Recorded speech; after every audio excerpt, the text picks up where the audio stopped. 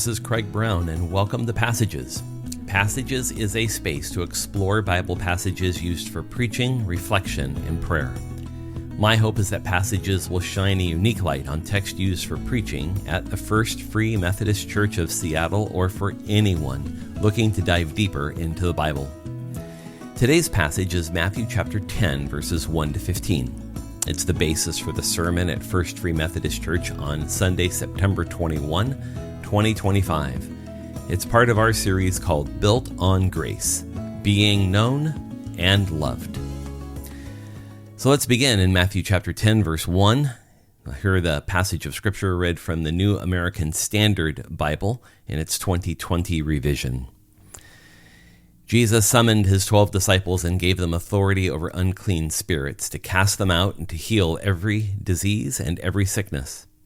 Now the names of the 12 apostles are these: the first, Simon, who is called Peter, and his brother Andrew, and James, the son of Zebedee, and his brother John, Philip and Bartholomew, Thomas and Matthew the tax collector, James the son of Alphaeus and Thaddeus, Simon the zealot, and Judas Iscariot, the one who also betrayed him. Now these 12 Jesus sent out after instructing them, saying, "Do not go on the road to the Gentiles, and do not enter a city of Samaritans, but rather go to the lost sheep of the house of Israel. And as you go, preach, saying, the kingdom of heaven has come near. Heal the sick, raise the dead, cleanse those with leprosy, cast out demons. Freely you received, freely give. Do not acquire gold or silver or copper for your money belts, or a bag for your journey, or even 2 tunics or sandals or a staff. For the worker is deserving of his support. And whatever city or village you enter, inquire who is worthy in it, and stay at his house until you leave that city. As you enter the house, give it your greeting. If the house is worthy, see that your blessing of peace comes upon it. But if it is not worthy, take back your blessing of peace. And whoever does not receive you nor listen to your words, as you leave that house or city, shake the dust off your feet.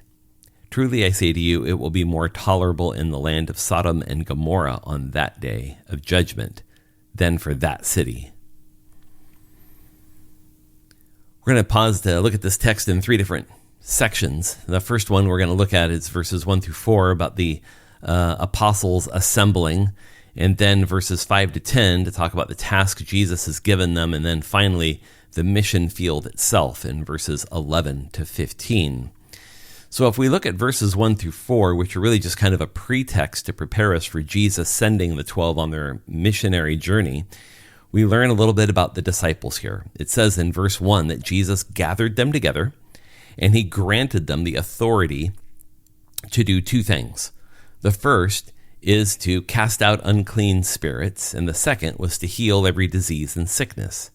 So there's this impartation of Jesus' authority and power to the 12 disciples. Now, in each of these cases of what Jesus is describing, casting out unclean spirits, healing every disease and sickness, if you read Matthew's gospel before chapter 10, you'll see that Jesus has already done each of these in Matthew's gospel. So everything that they're commissioned to do here is, at least in Matthew's timeline, something they've already seen. Now, this is the first place in Matthew's gospel where the 12 disciples are listed. And they carry a very specific title as Matthew introduces them, and it's a word that Matthew is well known for, using often when referring to the followers of Jesus. He calls them disciples. The Greek word for that is mathetes, and that word means to be like a follower or a committed adherent. It wasn't uncommon for rabbis to have disciples in Jesus' day, and their job was to follow not only the teaching of their master or their leader, rabbi, it was also to understand their teachings and doctrines and to do likewise. Now, we're going to see another word in the very next verse, in verse 2, that is a different title for these disciples. It's not so much their title, it's the word Jesus uses when he references sending them. And it's the word where he says that he is sending them forth. It's in verse 2. Now the 12 apostles are these, and he listed them off. But if you look down in verse 5, the 12 Jesus sent out after instructing them. See that sent out there that we'll get to in verse 5 in a moment. That's a different word. That word there is apostolos. And that word means to be sent by someone.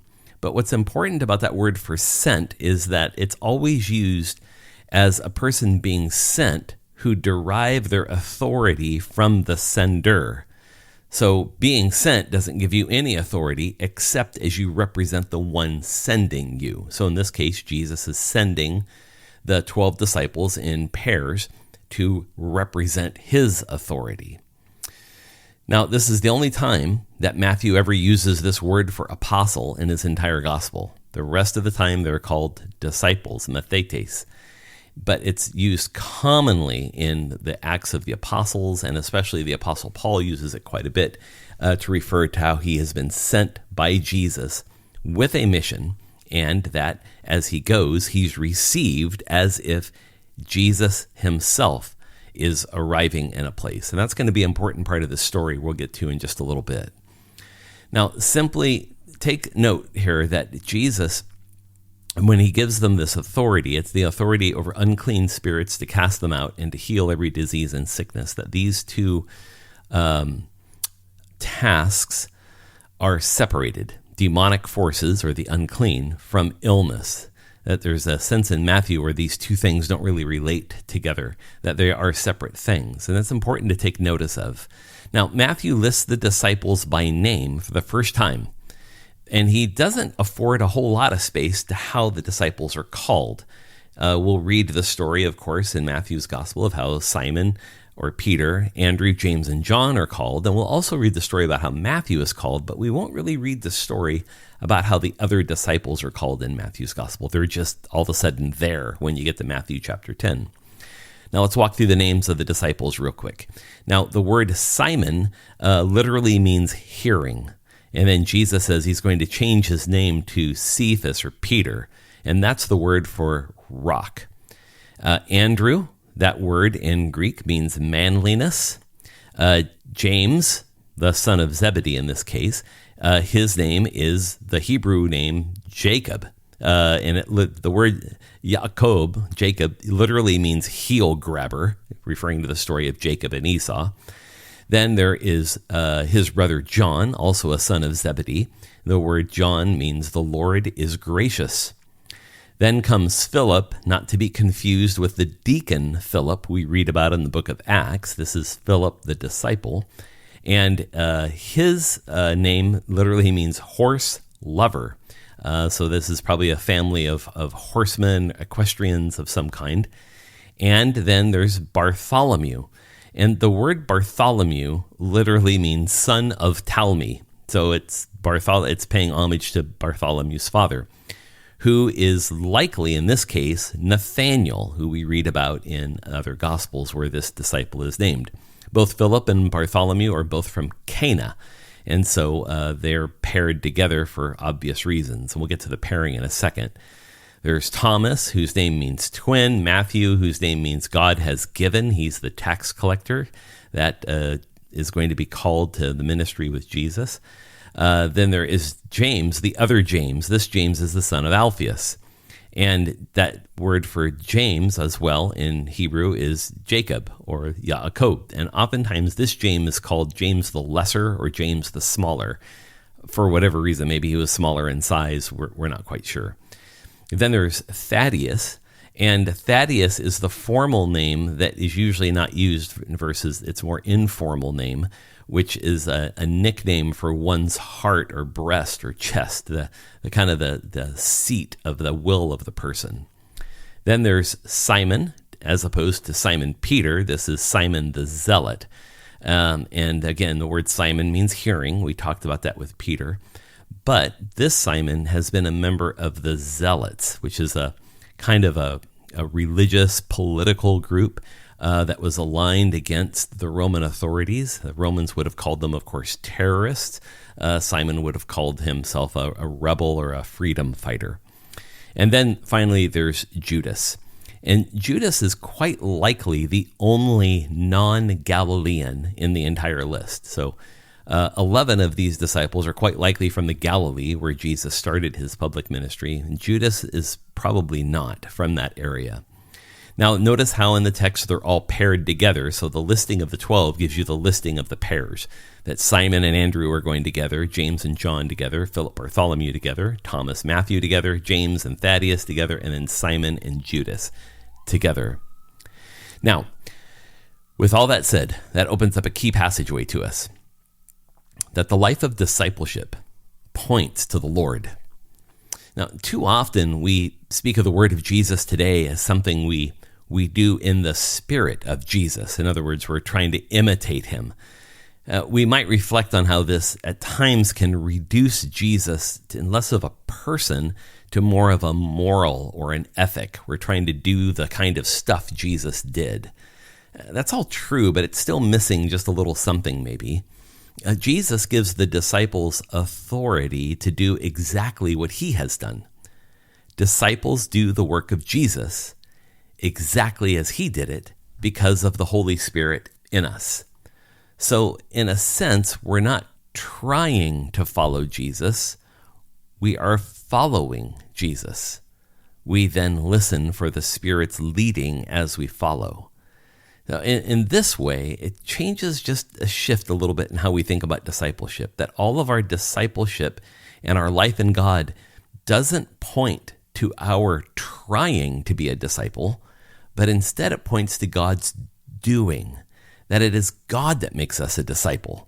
Yes, we yield and cooperate to God, with God's Spirit, but it's God that does the work. So what we lift up in our discipleship is not all the ways we've been trying to be a disciple, as much as we're trying to lift up the work that God is doing in our life because of our discipleship.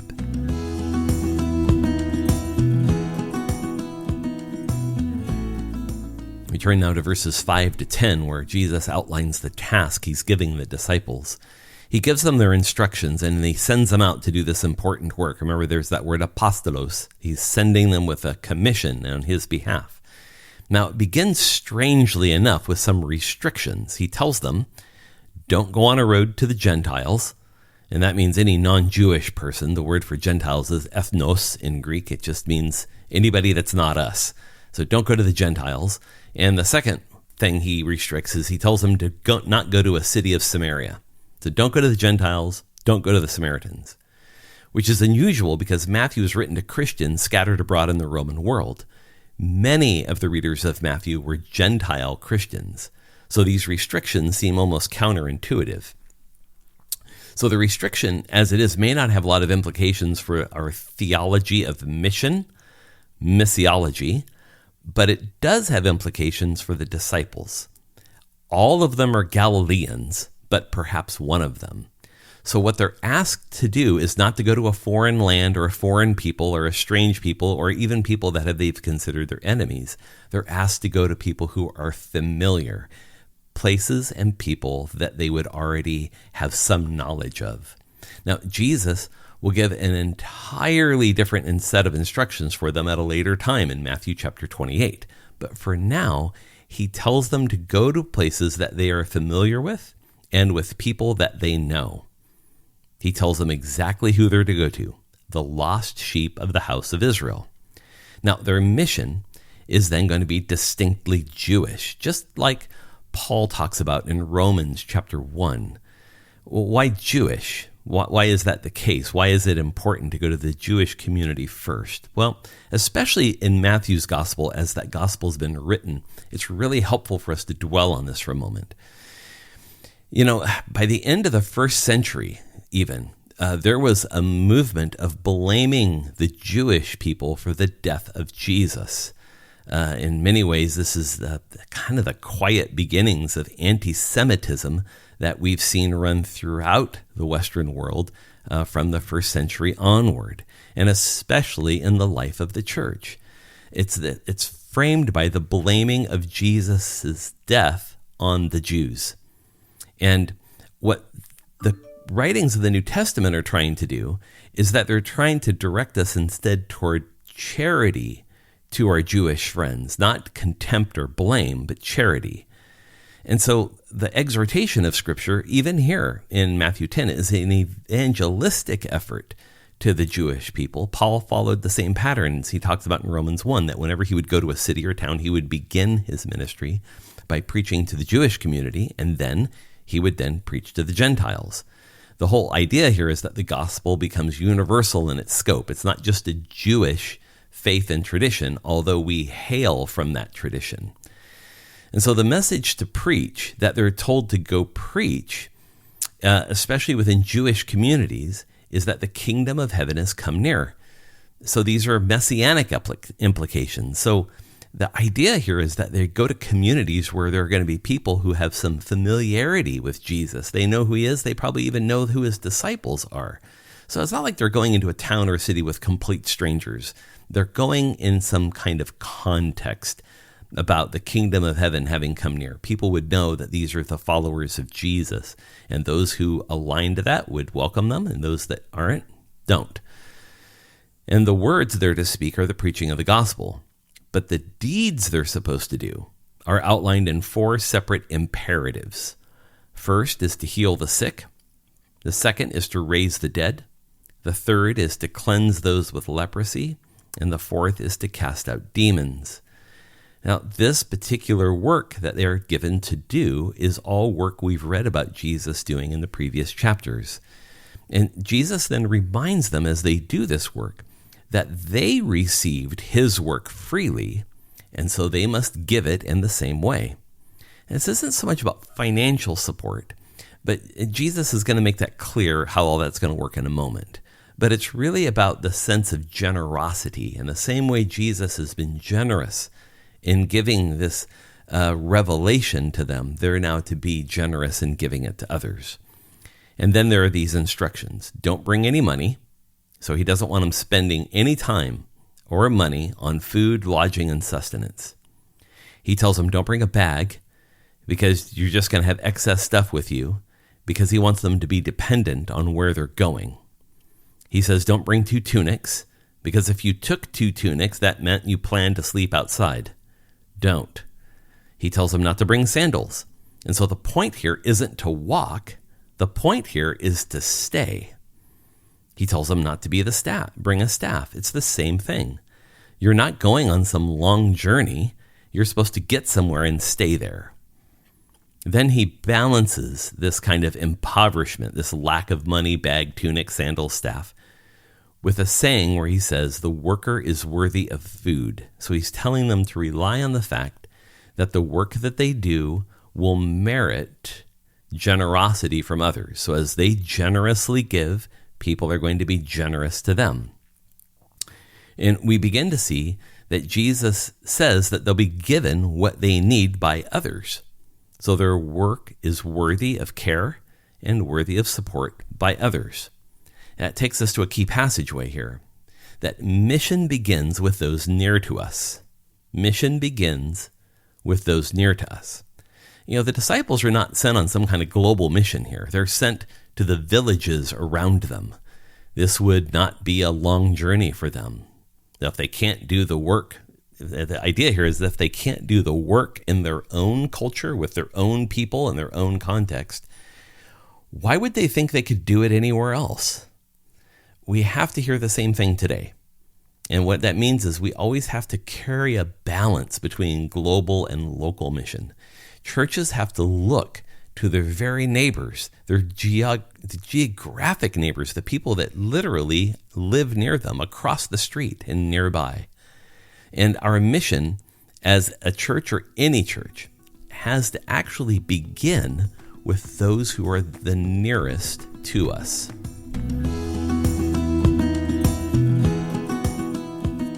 We now turn to these final few verses 11 to 15, about the mission field itself. Now that the disciples are prepared for their mission, Jesus is going to tell them how to go about it. Here we find the reasons why Jesus told them to essentially take nothing with them, because it's going to force them to build relationships, to connect with communities, and to find connections with people. It's a 3-step process. Step 1, enter a city or village and inquire who is worthy. Now, the world functioned in a very different way in Jesus' time than it does in our own. So hospitality within Semitic cultures is very different from our own. Of course, the word of Jesus had traveled around the region, and so in every town and village, there would be likely those who would want to hear more about Jesus, and so there would be those who would welcome them. And Jesus' instruction then in step 1 is you enter a city, inquire who's worthy. So when you find it, you stay there until you leave. You don't leave, you stay there. This is why they don't need 2 tunics, the staff, or sandals. They need to stay there. So if they find the right place, peace will come upon it. Now, step 2, he says, as you enter, give your greeting. And the greeting that they would give would be, may the peace of God be with you. Now, if you found the right place that you need to be in, then peace would come upon it. This is about being with people who share values and the mission. There is peace. But Jesus also then says, but if the house is not worthy, meaning that the greeting you give, may peace be with you, is not reciprocated. In other words, they don't offer it back. Then Jesus says, then you need to take back your blessing of peace with you. And that really takes us to step 3. If needed, if people don't receive you in that town, Jesus says, leave and wipe the dust off your feet. It was a common practice for Jews to dust off their feet after journeying in Gentile areas. So Jesus is kind of making a coy play here, saying that rather than think about the definition between Jews and Samaritans and Gentiles, the differentiation or the point of difference is those who welcome his apostles and those who don't. There's a discernment step that happens, whether or not people are going to accept the greeting and offer of peace that the disciples give. They're not to make assumptions about anyone or anything. They're to find a town. The disciples are to go there, extend a greeting, and offer the peace of God. They're to respond to exactly what happens. They're not supposed to try to figure people's hearts out in their minds. They simply go, extend peace. If it's returned, they're to stay there. Jesus says that the choice of rejection in this case is worse than what happened to Sodom and Gomorrah. Wow, that's pretty tough. But what you would want to maybe pay more attention to here is that Jesus says that toughness is corporate, not individual. It's the whole city. And that takes us to our key passageway. Peacemakers seek out peacemakers. The mission field Jesus is sending people to is about finding people who reciprocate peace, a person of peace, if you will. These would be sympathetic supporters. They want to share in the mission. They're seeking a life of joy. So the work that the apostles are doing here is not about persuasion. It's not about changing people. That's actually God's department. So we need to think about how we're peacemakers who are seeking out peacemakers in the neighborhoods we live in, the buildings we live in. We should be seeking out the people of peace who want to share the peace that we bring.